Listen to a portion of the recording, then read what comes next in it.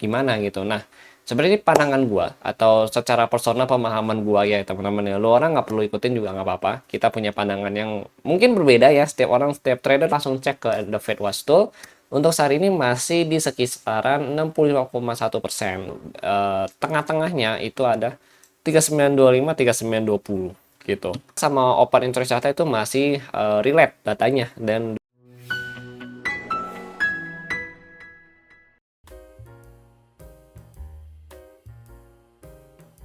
halo semua, kembali lagi bersama gue Johan di Juna Trading ID. Jadi pada kesempatan video kali ini kita akan bahas kembali untuk update dari pergerakan XAUSD atau gold itu sendiri.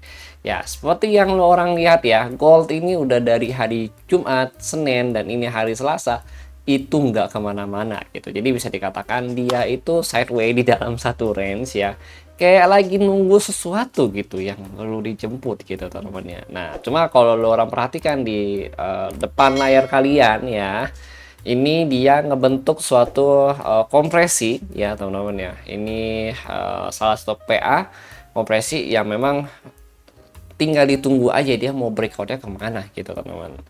Oke, yang pertama untuk bagian resisten itu ada di 4025 teman-teman ya. Kemudian untuk low-nya di sini kita lihat low-nya itu semakin tinggi ya, dimana low-nya ini dia tingginya bertahap ya. Yang pertama itu di 3895, yang kedua itu di 3918, lalu yang ketiga itu saat ini sedang kejadian itu 3970. Tapi overall kalau lo orang perhatiin ini dia sangat patuh ya sama switch support ini gitu teman-teman. Nah ini juga sama nih ya, dia patuh ya. Jadi weeknya itu memang keluar, tapi overall dia close lagi di bawah ya level tersebut gitu. Ini kalau kita lihat dari mana, dari 4 jam teman-teman ya. Lalu kalau kita perhatikan lagi, artinya kalau misalnya begini ya, kan ada beberapa orang yang, oh iya bang itu PA-nya biris, itu PA-nya bullish ya. Terus ada yang tanya gue, bang cara ngelihat PA itu atau menentukan ya break, maksudnya dia lanjutnya kemana tuh gimana gitu. Nah sebenarnya pandangan gua atau secara personal pemahaman gua ya teman-teman ya, lu orang nggak perlu ikutin juga nggak apa-apa. Kita punya pandangan yang mungkin berbeda ya, setiap orang, setiap trader tuh pasti berbeda-beda lah ya gitu ya teman-teman ya. Nah pandangan gua adalah kalau misalkan muncul sebuah price action ya atau PA ya teman-teman ya, gua lebih cenderung nunggu dia breakoutnya kemana gitu loh. Contoh dalam kasus ini, di sini kita lihat di bagian atas resisten itu ada 4025 ya teman-teman. Itu berarti kan jadi resistennya dia gitu ya teman-teman ya. Lalu di bawahnya ini kan ada 3970 ya. Berarti ini kan jadi area apa? Supportnya dia nih gitu ya teman-teman ya. Nah, gue tinggal tunggu dia breakout dari mana. Kalau misalkan in case dia breakout dari 4025 berarti dia lanjut naik. Gue tinggal cari konfirmasi buy ya. Kemudian kalau dia breakoutnya ke bawah, di bawah 3970, dia closing candle, berarti dia turun. Gue tinggal cari posisi sell gitu teman-teman. Nah kalau naik targetnya di mana? Yang terdekat itu ya kita bisa mulai dari targeting dari SNR terdekat juga, atau kita mau pakai FVG, kita mau pakai indikator itu boleh teman-teman gitu ya.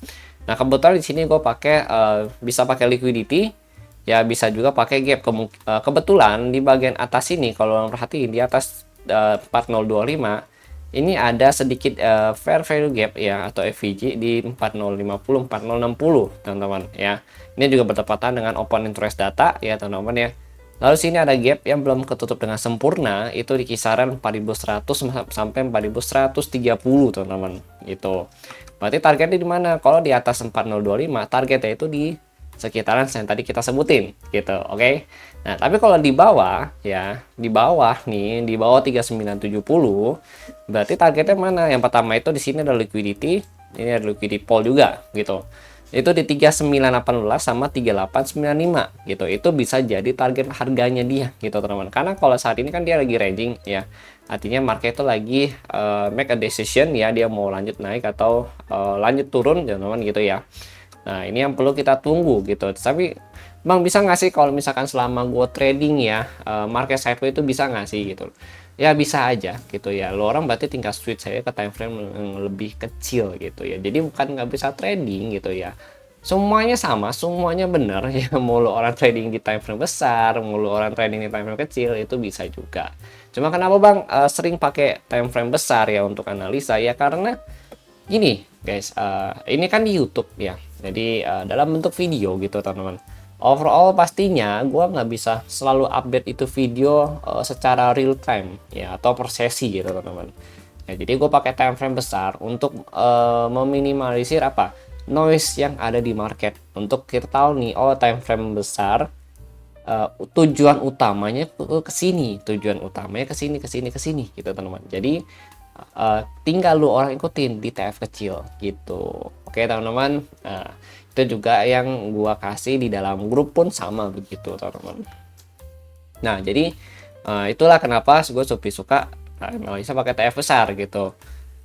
Nah oke, ini di sini tadi ada gap yang belum tertutup dengan sempurna, itu di sorry, ternyata di 4086 sama 4114 ya untuk area gapnya itu teman-teman ya. Nah ini area juga. Nah sebelum kita lanjut ya pembahasan ini lebih lanjut mengenai technical analysis, kita mulai dulu hari ini ada news atau enggak gitu loh. Nah untuk news hari ini sih gua cek di Forex Factory ya, ini udah di refresh ya beberapa kali.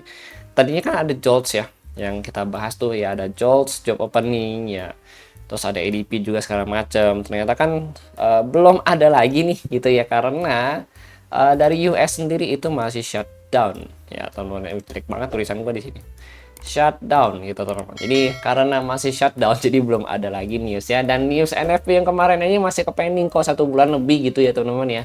Jadi ya overall sih sebenarnya kalau untuk saat ini masih ke pending juga. Kalau ke pending sampai bulan Desember berarti 2 bulan news NFP yang ke pending. Itu oh gila sih kalau menurut gua. Ya, konon katanya ini adalah shutdown yang terpanjang yang dialami oleh US sendiri gitu. Ya, kalau dilihat yang panjang sih ya, sebulan lebih ya teman-teman ya. Yang dirilis cuma news-news yang dari swasta doang gitu ya. Itu pun yang bukannya impact yang gede gitu, karena kan swasta bukan dari pemerintah gitu ya teman-teman ya. Gitu. Oke. Nah, jadi kalau ditanya Bang, kira-kira kapan ada newsnya? Ya, gue juga belum tahu nih, belum dapat bocoran A1 nih gue gitu. Jadi siapa tahu kan gue dapat bocoran A1, gue bisa kasih tahu lo orang newsnya ini nih kan. Tapi kan sayangnya tidak dapat gitu teman-teman. Ya gitulah gitu. Intinya begitu. Jadi kalau orang masih tanya news, of course gue belum bisa jawab dia shutdown sampai kapan. Tapi mungkin di berita-berita juga sekarang kan masih dibahas terus ya mengenai shutdown, terus the Fed mau red cut segala macem. Nah ngomongin the Fed ya, dia mau red cut di bulan Desember. Ini kemungkinan besarnya masih 50-50 ya teman-teman ya gitu. Jadi belum tentu akan ada red cut, tapi bisa juga ada red cut gitu. Nah gimana tuh gitu ya. Jadi untuk bulan November ini tidak ada FOMC ya. Jadi FOMC nanti ada di bulan Desember, itu langsung bertepatan dengan maunya red cut kalau in case itu benar terjadi red cut gitu teman-teman ya. Jadi sebenarnya banyak publik yang berasumsi entah itu red cut, enggak red cut gitu teman-teman ya. Jadi banyak nih untuk saat ini gitu, masih simpang siur gitu. Nah gua langsung cek ke The Fed Watch Tool. Untuk saat ini masih di sekitaran 65,1% ya untuk yang akan red cut ya teman-teman ya. Tapi kalau yang tidak red cut itu di 34,9% gitu teman-teman. Ya, jadi potensinya memang masih lebih besar di red cut ini untuk bulan Desember. Yang artinya kalau misalkan ada red cut lagi ya, nah itu bisa buat gold mulai untuk mungkin price in lagi di awal bulan ya sebelum dia ada red cut gitu. Tapi kalau misalkan kalau saat ini kan dia loyo ya, kemarin red cut kemarin juga kan ada tuh, dia cuma naik seuprit terus habis itu turun ya kan. Itu karena kan market udah price in duluan sampai 3478 gitu. Nah terus pada saat red cut di bulan Oktober Oktober kemarin ya, dia cuma naik seuprit habis itu turun dan sideways hingga saat ini gitu teman-teman. Jadi kita juga ya ini kejadian di awal tahun itu mirip banget sama saat ini gitu teman-teman, di akhir tahun gitu ya, dimana Trump lagi ngomongin tarif, market udah price in duluan, terus Trump batalin tarifnya, and then sorry ya, dia ngomongin tarif pada saat tarif yang belum berlaku ya, itu market udah naik gila-gilaan. Pada saat Trump bilang tarif diberlakukan, market hanya naik seuprit, habis itu dia turun. Ya, ini konsepnya sama gitu teman-teman ya, konsepnya sama seperti ini gitu. Jadi harus ya hati-hati gitu sebenarnya. Oke, terus dari open interest ya. Jadi open interest sebenarnya gue udah kasih lo orang di channel Telegram ya, Juna Trading ID teman-teman ya. Nah, ini di JTID yang grup ya, Trader Hub ya sekarang namanya gitu. Ini kita juga ada bahas ya mengenai ini. Terus ada juga ada beberapa catatan juga ya di sini yang daily outlook sama di bagian coretan outlook gitu teman-teman. Untuk yang mau join boleh chat admin. Oke, thank you.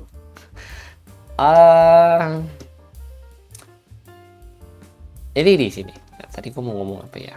Open interest data di 4005 ya. Ini dia opennya dia di 4005. Jadi daily candle itu open di 4005 teman-teman. Oke, nah di atas 4000 ya itu ada dari 4015 kemudian 4000 berapa tadi? 4015 ya. Lalu ada 4025 sama 4030. Lalu ada 4050, 4060 ya teman-teman ya. Lalu ada lagi 4100 teman-teman. Nah, ini 4100 kalau misalnya mau dicapai silahkan aja gitu. Kenapa?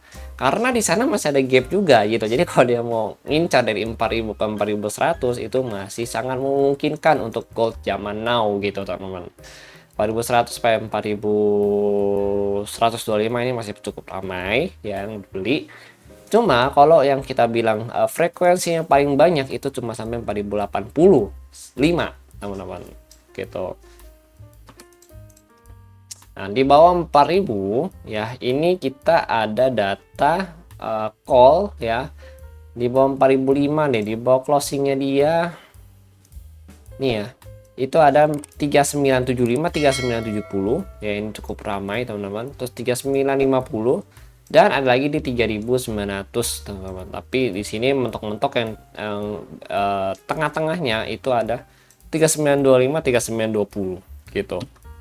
Jadi in case harga turun ya, sekarang kan lagi di harga 3994 atau ya sideways 4000 lah ya gitu ya.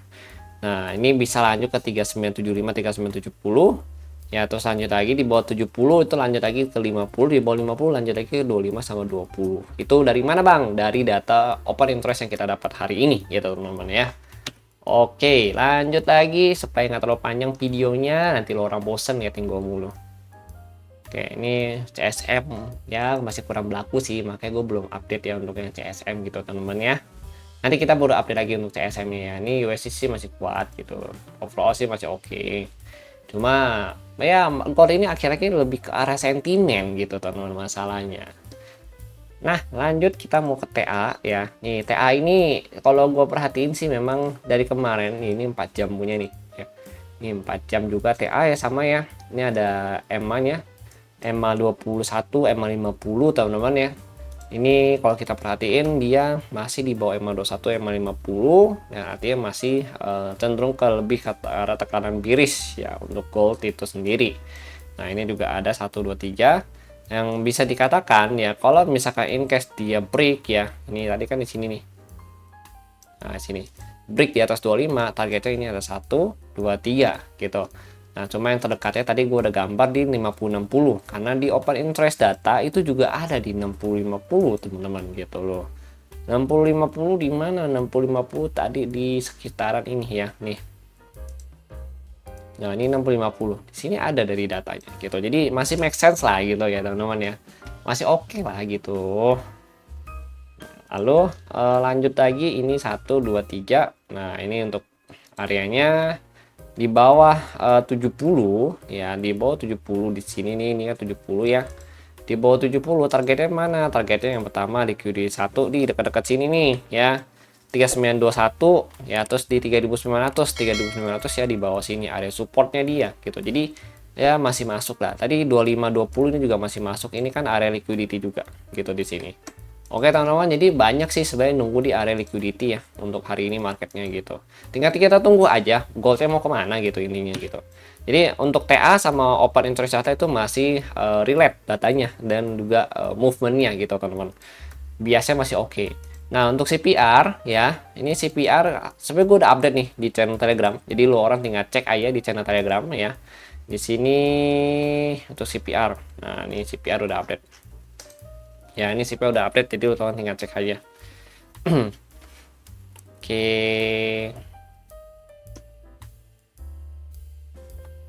Nah sekarang kita mau cek di sini ya, gue jelasin sedikit lah. Jadi fungsi CPR ini adalah untuk melihat tingkat volatility harga market gitu teman-teman. Semakin kecil dia semakin volatile ya. Di atas CPR itu dia biasa bullish, targetnya R1 sampai R3. Di bawah CPR itu targetnya bearish. Biasa bearish, targetnya S1 sampai S3 teman-teman ya. Untuk saat ini market masih di bawah CPR, yang artinya itu memang masih cenderung untuk bearish. Di atas 4000 itu di atas CPR, artinya dia bullish teman-teman. Oke.